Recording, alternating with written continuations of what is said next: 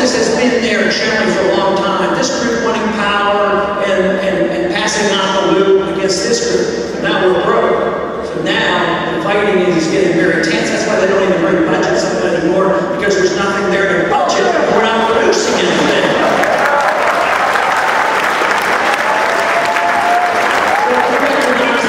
The government doesn't have anything to pass out. We're going to remove their power, and then we have to bring people together. Is the issue of liberty that should bring us together. And that means that people who want to use their liberty in one way versus another way, why we should come together and we all agree that liberty is the issue, the freedom of choice, deciding what we eat, drink, how we spend our money. Hey, listen, timing's kind of bad. I'm at a Ron Paul event out at Cornell University. I'm actually listening to him live right now. Can you hear it? And make the country a lot less divisive. I know.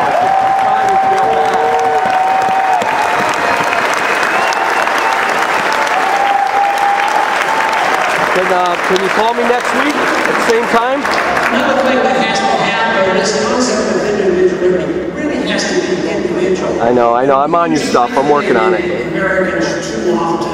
If we understand what true liberty is, it's because you're an individual, not because you belong to any group. Yep, I'm working on it. All right, Dan. Talk to you later, bud. You can't penalize anybody in a group because they belong to a group. They can't have unfair passage of laws or enforcement of law because they belong to a certain group. But they should also not get privileges either because you belong to a certain group. You should have the responsibility of the individual and have the incentive and the responsibility to take care of oneself. And I believe that is the best road to peace and prosperity, and not by the government being involved in the collection of all these taxes and pretending that they can fairly distribute this and take care of everybody, and it ends up in a dogfight. And that's what we're in today. That is what we have to say.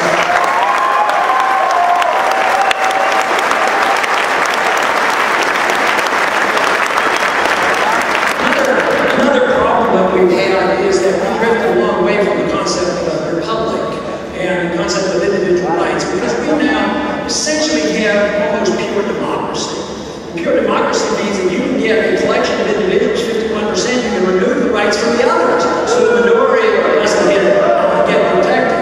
But the other thing that annoys me about that is we are going about the world pretending that we can police the world and go into nation building and spread our democratic values and American exceptionalism. We go in there, we cause a war, we take it over and say we're going to have elections just like we have elections. Then sometimes we get to that point and have an election, and they elect the wrong people. We don't like them, so we don't accept the election.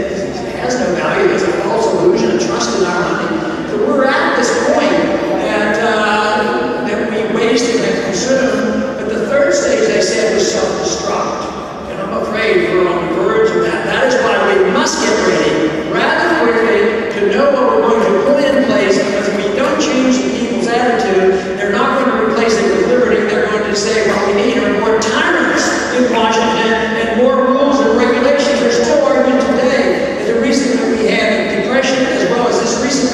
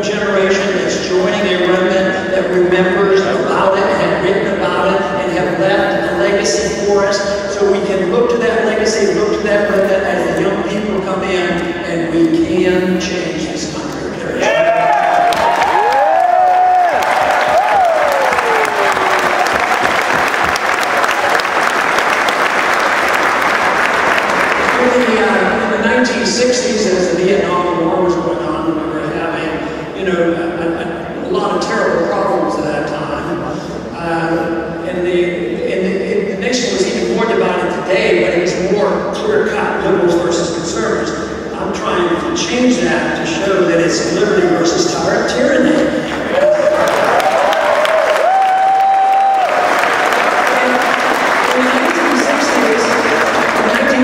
There was a saying that if you weren't a liberal when you were 20, you didn't have a heart, you didn't care about people. But then they said if you were 40 and you weren't a conservative, you didn't have a brain.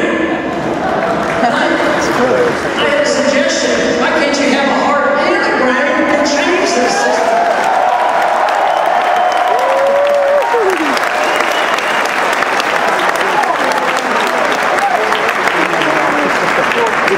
I think that is what's happening. We're fortunate that we have great traditions.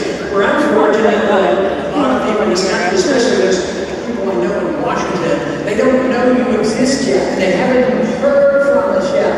That's why they have to hear from us, because they will continue to manipulate the system. But the message is loud and clear, and that's what we need to do. Now, our traditions are pretty darn good. I use the word cautiously about American exceptionalism because it's been grossly distorted. The neoconservatives claim that we're an exceptional nation and we have this moral obligation to force our way on everybody, on people, and on the marketplace, and on foreign governments because we are such a great nation. I'll tell you what, there's a lot of great things about this country, especially in the past, about prosperity and individual liberty.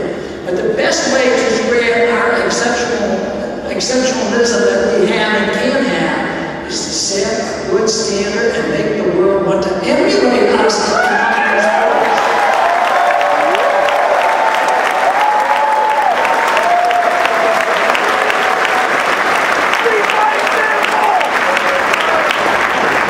That is one thing that has to be rejected in a free society is the use of force. If you force other people what to do, it is no longer a free society. Then if you grant this power to the government, then this use of force becomes very dangerous. And I think the rule that Bastiat gave us in the law is a very good rule. Bastiat simply said that if you and I can't do it to each other, that is, I can't take your car, I can't go into your house, I can't spy on you, the government shouldn't be allowed to do it either.